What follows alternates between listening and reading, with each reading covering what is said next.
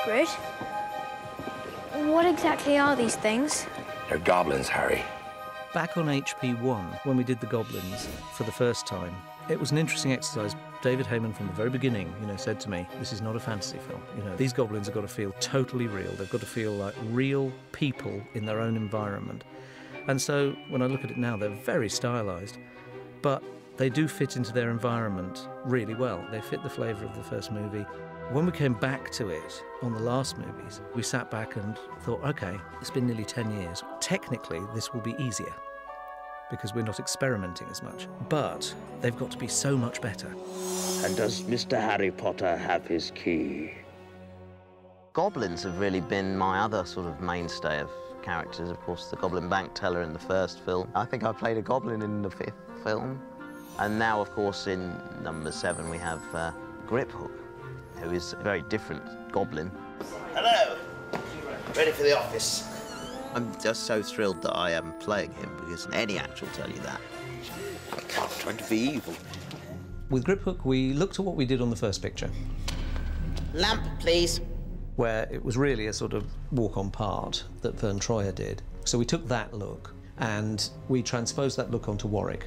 Then we just started mutating. First one we did, everyone loved, and then David Heyman at first sort of went, do you know, I just feel it's a little heavy, can we take it down a little? So it's one of those moments where you go, of course, and you walk out of the room and just go, oh my God.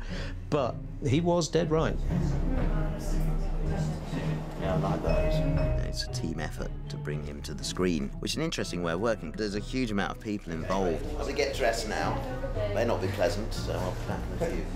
Warwick's quite a unique person in that he's got this, wonderful, unique stature that allows you to turn him into all sorts of wonderful characters. He's also a thumping good actor. When you get somebody who really can use a makeup, can perform it, your work just improves and improves and improves.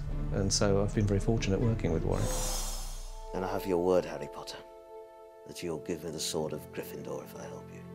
Harry is negotiating with Griphook to really get access to Gringotts, because you cannot get into that bank without the help of a goblin. Goblins, welcome to Gringotts Bank. We have this wonderful sequence of breaking back into the bank, which involves 60 goblins, which is quite a tall order to find enough short people to fulfill that role. I told you I was a goblin, really. I told you I was made for something, to be something in life. As well as being an actor, I'm an agent. I represent actors under 5 feet tall. So production came to me very early on in the pre-production process and said, look, we are doing this scene, we need 60 people, will you better help us? So we did a sort of mass casting, basically, for David. Harry Potter. Well, here we are at the Goblin Workshop at Leavesden, and basically we have all of our actors who are going to play goblins here. We've just arrived. They've just fished a load of dwarves and short people from out the area. They said, come to Leavesden. I think it's a goblin reunion. There's a lot of small people here to be goblins, so we're just in the process of doing a workshop. It's very much a professional gathering today, but also a very social gathering for everyone. People who have worked together before, people who have never met each other, and of course, all being short, they all see the world from the same perspective and have a lot in common. Hi, guys.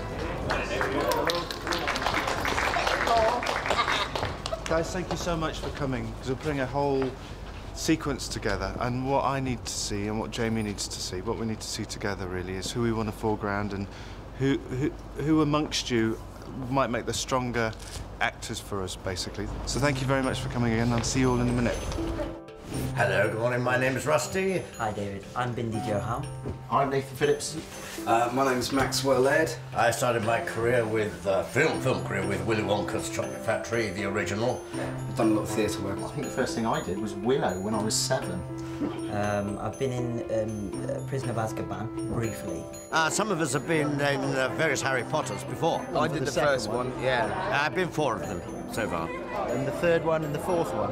So I've been a goblin, and I'm here to be another goblin. Well, it's a proper face cast this time, so yeah, should be able to breathe. Yeah. Bonus. On the first movie, we did, I think, 7 or 8 prosthetic goblins and about 40 background pull-on masks for Gringotts. On this one, we're doing 45 full prosthetic makeups and about 20 background heads. I wanted every single one to be different.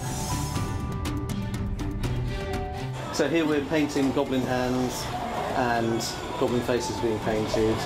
Literally just carve in tiny little areas like this, you know, just to try and build a skin texture up nice and slow. This will be the biggest thing we attempt to do.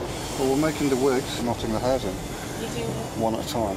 It's a time-consuming process. Making one of these is fine.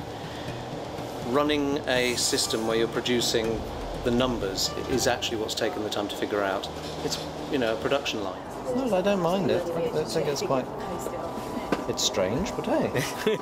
Then you've got the nightmare of, OK, we've made all these bits. We've got all these little people in. How the hell are we going to stick it all on in 4 hours? So you're then putting together a crew of makeup artists, and it'll be 175 people in the end, all applying makeup. Hello, and welcome to the Goblin Makeup Factory.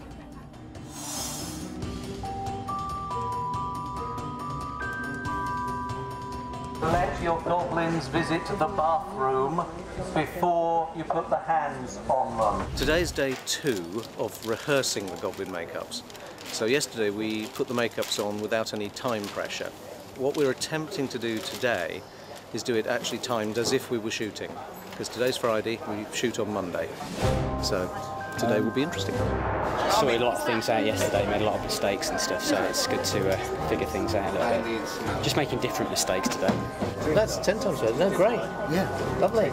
And it's coming on really Even he's happy. So the kind of whole process has worked really quite well this morning. Yeah, it's been There's amazing. so many people here. It's all just, and you're all under time as well. Yeah. It's been really nicely organised. Just close your eyes. See, that's all. No, I have no problem with any of that. No, it's nice. Thank you very much. It's a logistical exercise. Once you've sculpted 40 goblins, you're beginning to feel you're running out of ideas as to what they're going to look like. And in fact, on a couple of occasions, sculptors have gone, oh God, I'm doing the same one again. You know, so monitoring that and trying to make the characters interesting is one exercise that's been going on for some months. We keep changing his facial hair. We started off with no facial hair and quite a bouffant hairstyle. I think we're still going to have the monocle. And then yesterday we did it with a longer facial hair, but now today we've trimmed it back because he said he'd like it shorter. So we've trimmed it back and I've just given him a little bit of body in the hair just to match with the beard. And we'll see how it goes, really. Were you pleased with your face? Overall look? Well, yeah, I was, because it wasn't much difference to my normal face, so just more, you know, probably Back to the Future, I suppose. And yeah, there you go. There's my hairdo. A lot of our goblins are women. Well, there aren't any female goblins, so you're transferring a male character onto a female anyway. So there, you're really sort of ignoring their facial features and putting something completely different on. It's really quite strange because although obviously we don't look anything like this, it's sort of, it does look like you. You know, you can recognise people, which is a real surprise. But luckily, I don't look this bad in the mornings normally. Rather odd looking at your wife when she looks like this. He says I look mad in a bad mood, but I don't. I can't tell. I think she looks constantly and a bit grumpy. It's quite a weird thing when you wear a prosthetic. People look at it and they don't want to approach sometimes. Oh, he looks a bit stern, you know. But that's just the way the face is, even when you might be quite cheerful inside. Would you recognise, if I hadn't told you that was Mum, would you recognise it was? Yeah. You would still recognise it? She reminds me of her father, I think that's what it is. I go like that. She looks like her dad a bit now. So mad. Yeah, that's what it is. Or is this the future? Is this the future Mrs. Davis? Could be. Respect. Yeah, that'll do. David Yates was obviously very nervous because we're getting a lot of little people, and some of them, you know, are very good performers, but others hadn't done a lot of performing at all. In fact, it just went so well, and you could see he was just, you know, he was very pleased with what he was getting. And action. Brilliant.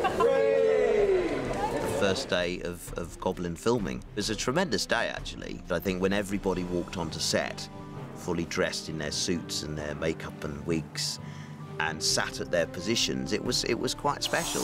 Loving it. It's breathtaking. breathtaking. Marvellous. Yeah, thoroughly enjoyed myself. Everybody took a step back there and thought, wow, we're really creating something quite special here and quite incredible. And action. Okay, come back. I think they look fantastic, and everyone was really, really pleased. So, you know, we did it. And again, it's another joy of working on a franchise, is you've got to go back to something, revisit it, and do it much better. High five.